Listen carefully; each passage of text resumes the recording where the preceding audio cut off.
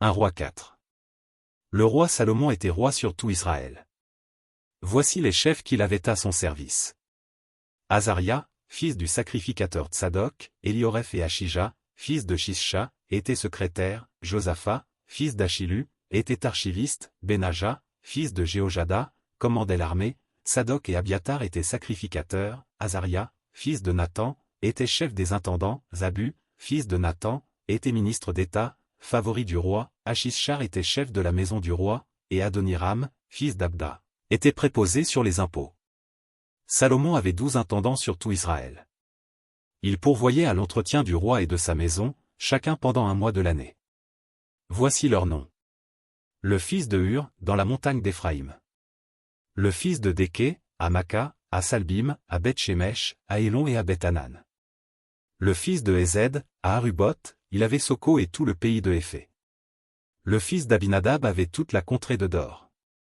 Taphat, fille de Salomon, était sa femme.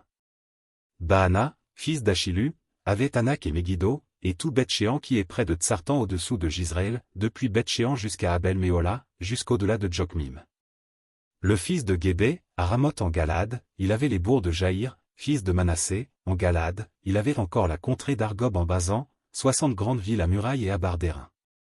Achinadab, fils d'Ido, à Mahanaïm.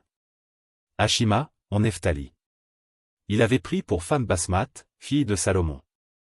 Baana, fils de Huskaï, en Nazer et à Béaloth. Josaphat, fils de Paruach, en Issachar. Shimei, fils d'Éla, en Benjamin. Gébé, fils d'Uri, dans le pays de Galade, il avait la contrée de Sion, roi des Amoréens, et d'Ogé, roi de Basan. Il y avait un seul intendant pour ce pays. Juda et Israël étaient très nombreux, pareil au sable qui est sur le bord de la mer. Ils mangeaient, buvaient et se réjouissaient. Salomon dominait encore sur tous les royaumes depuis le fleuve jusqu'au pays des Philistins et jusqu'à la frontière d'Égypte, ils apportaient des présents, et ils furent assujettis à Salomon tout le temps de sa vie. Chaque jour Salomon consommait en vivres, 30 corps de fleurs de farine et 60 corps de farine, 10 bœufs gras, 20 bœufs de pâturage, et 100 brebis, outre les cerfs, les gazelles, les daims, et les volailles engraissées. Il dominait sur tout le pays de l'autre côté du fleuve, depuis Tifsac jusqu'à Gaza, sur tous les rois de l'autre côté du fleuve. Et il avait la paix de tous les côtés alentour. Juda et Israël, depuis Dan jusqu'à Beersheba, habitèrent en sécurité, chacun sous sa vigne et sous son figuier, tout le temps de Salomon. Salomon avait 40 000 crèches pour les chevaux destinés à ses chars, et 12 000 cavaliers. Les intendants pourvoyaient à l'entretien du roi Salomon et de tous ceux qui s'approchaient de sa table, chacun pendant son mois, il ne laissait manquer de rien. Il faisait aussi venir de l'orge et de la paille pour les chevaux et les coursiers dans le lieu où se trouvait le roi, chacun selon les ordres qu'il avait reçus. Dieu donna à Salomon de la sagesse, une très grande intelligence, et des connaissances multipliées comme le sable qui est au bord de la mer.